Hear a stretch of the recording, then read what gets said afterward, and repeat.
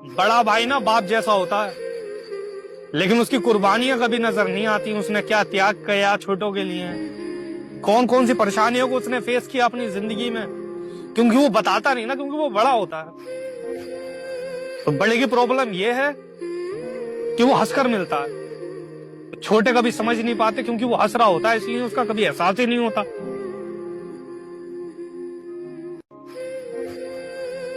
বাবা মায়ের কাছে বড় ছেলে, ছোট ভাই বোনদের কাছে বড় ভাই। কেউ বলে বলদ, কেউ বলে বোকা, কিচ্ছু বুঝে না। আসলে বড় ভাইরা সবকিছু বুঝে।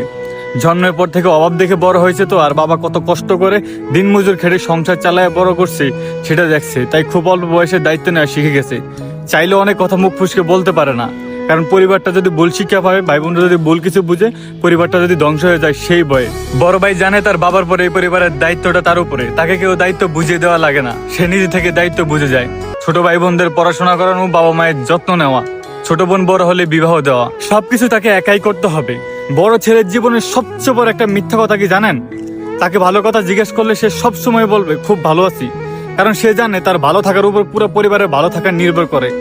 বিশ্বাস করেন ভাই, একটা বড় ছেলে, একটা বড় ভাই তার নিজের প্রতি কি পরিমাণ অমানবিক অত্যাচার করে তা আপনার বড় ভাই বড় ছেলে না হলে বুঝতে পারবেন না। বুকের মধ্যে কষ্টগুলো জমতে জমতে পাথর হয়ে যায়, চাইলেও কারোর সাথে শেয়ার করতে পারে না, আর কার কাছে শেয়ার করবো, কোনো লাভ হবে না।